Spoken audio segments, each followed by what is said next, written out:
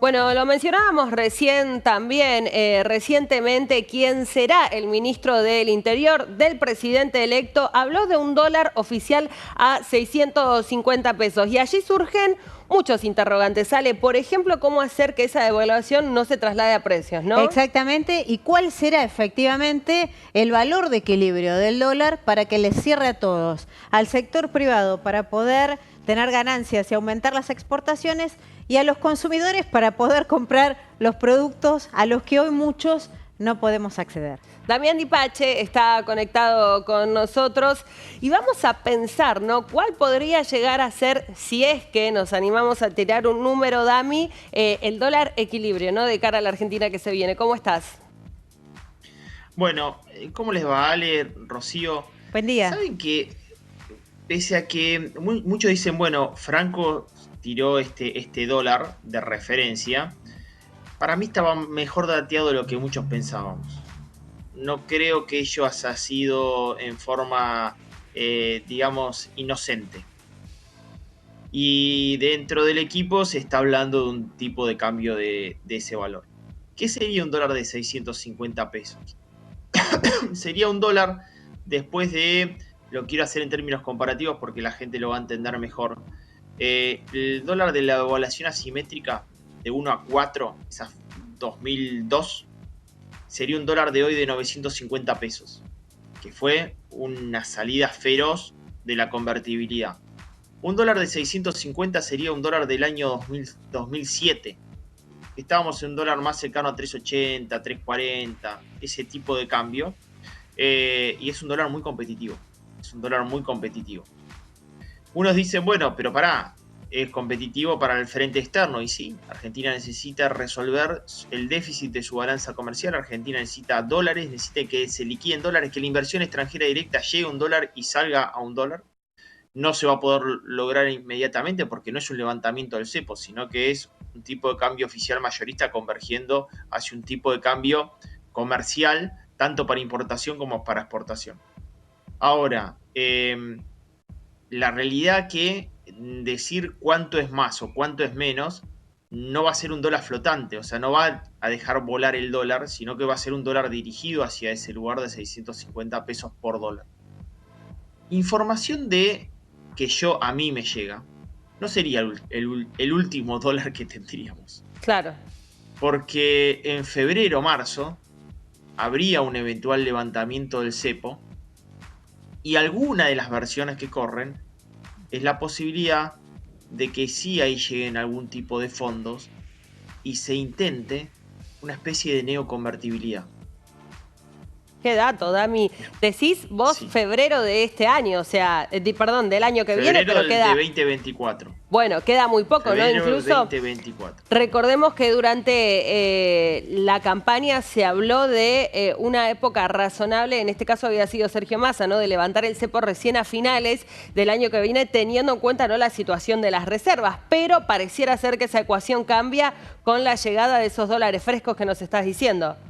Pero llegarían, Sí, ¿cuál es sí. la, digamos, esa devaluación que el mercado, vos decís, está pensando que podría realizarse en febrero, Damián, o la unificación o levantamiento del cepo en realidad, para decirlo técnicamente y correctamente como vos lo señalaste, dependerá de la llegada de capitales extranjeros o te parece que es una fecha más flexible en el sentido de que si no llegan en febrero o marzo podría extenderse un poquito más? Porque también hay correcciones respecto de el volumen de fondos que efectivamente se recibirían o no. En un momento se habló de 30.000 millones de dólares, después se dijo no, no va a ser tanto, va a estar más cerca de los 10.000. Últimamente se está hablando de los 3.000, no es lo mismo. No. Para levantar el stock de pasivos remunerados, hoy se está necesitando 25 mil millones de dólares. Así nomás. O No sea, se se está puede, si necesitando no. ese volumen de dinero. ¿Van a llegar fondos? Bueno, es muy prematuro decirlo, pero si el esquema que yo les digo, que sí está en la mente de Luis Caputo,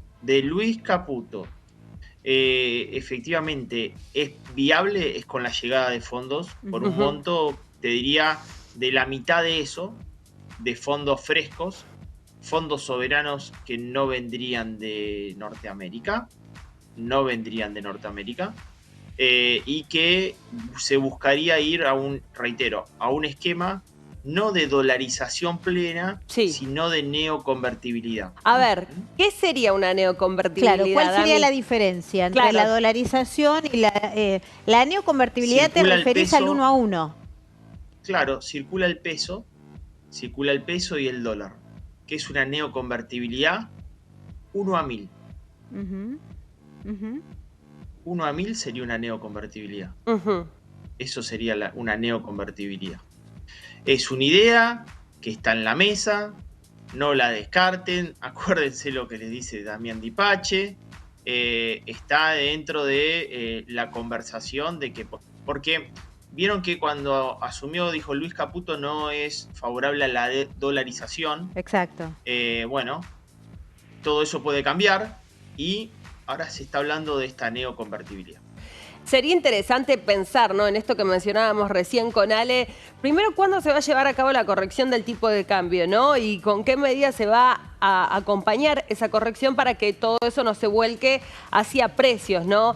Y también, por ejemplo, en ese contexto, ¿cómo se fijarían los precios, ¿no? Si sería, estaríamos hablando de tener la posibilidad de comerciar tanto con el peso como con el dólar.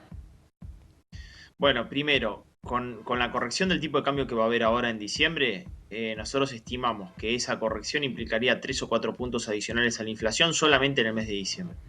Porque muchos precios sí todavía están siendo al tipo de cambio importador mayorista de 373 pesos más impuestos, no más 8% para servicios, para bienes, más 25% para servicios, 430 pesos por dólar. Entonces, va a significar una variación en los precios significativa en el mes de diciembre, que estacionalmente es un mes de inflación elevado. Por eso nosotros sin devaluación le poníamos un piso de 14% de la inflación para diciembre. Con esta corrección, si efectivamente y eventualmente se da, estaríamos hablando de una inflación todavía mayor. En mes de enero también va a acompañar a esto la corrección de todos los precios relativos de la economía, que eventualmente se pueden llegar a acelerar, porque si vos vas a ir hacia ese esquema, probablemente algo de eso se tenga que acelerar. Claro. en las correcciones de los precios relativos de la economía. Por lo cual, les diría que diciembre, enero, febrero y marzo van a ser meses de alta inflación. Dami, ¿y vos pensás que esa corrección podría llevarse a cabo el 11 de diciembre, o sea, un día después de la Asunción, o que tal vez van a esperar a ver cómo reacciona el mercado después de ese domingo, teniendo en cuenta el discurso que va a dar el presidente electo y si va a dejar a conocer, ¿no?, también cuáles van a ser las medidas más próximas?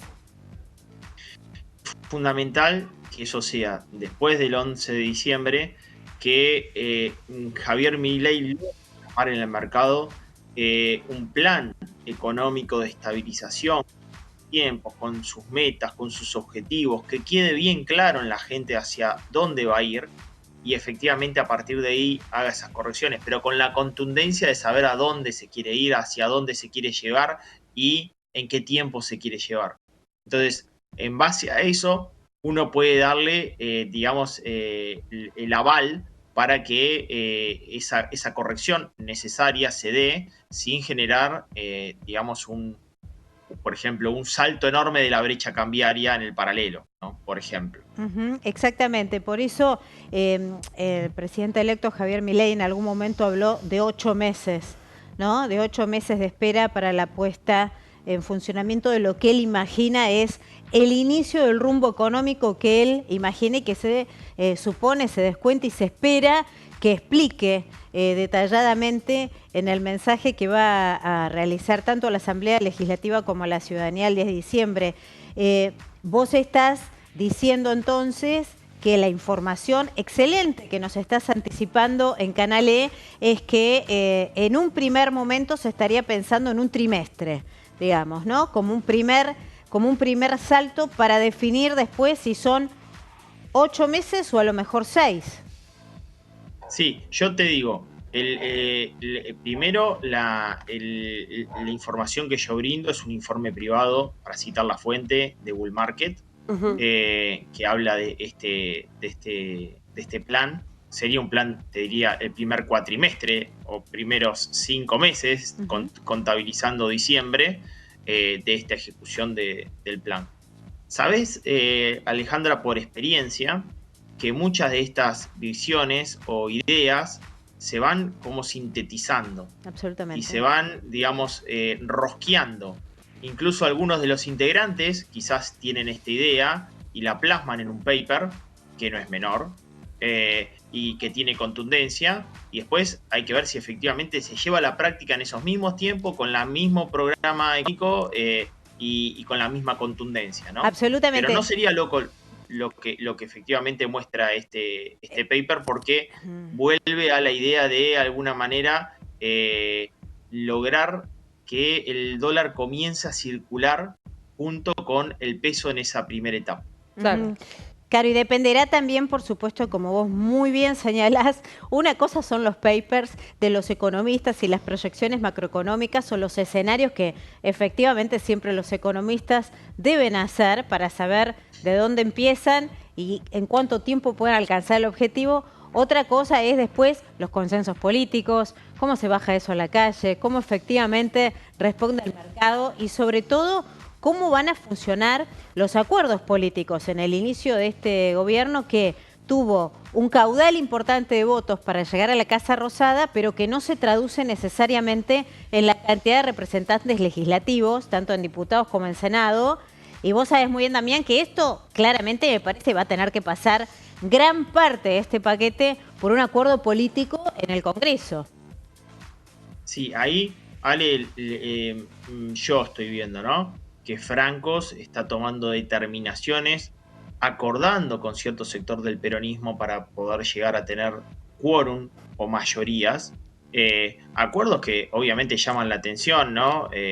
Que haya, digamos, un ala peronista dentro del, digamos, del organigrama de gestión pública de Javier Milei. Pero eso está sucediendo y quizás es parte del acuerdo con un Martín Menem en diputados con una experiencia provincial, no nacional, y que va a requerir de mucha argucia, de mucha muñeca, de mucha inteligencia. Y me parece que estos acuerdos previos intentan de alguna manera el diálogo, que ese diálogo en el Congreso exista y que aquellos que hoy no son voluntarios se presten a la voluntad. Dami, te agradecemos mucho, como siempre, el contacto y que nos hayas traído, bueno, un tema clave, ¿no?, de cara a la economía que se viene. Tema clave y excelente información, como siempre. Gracias, un placer. Abrazo.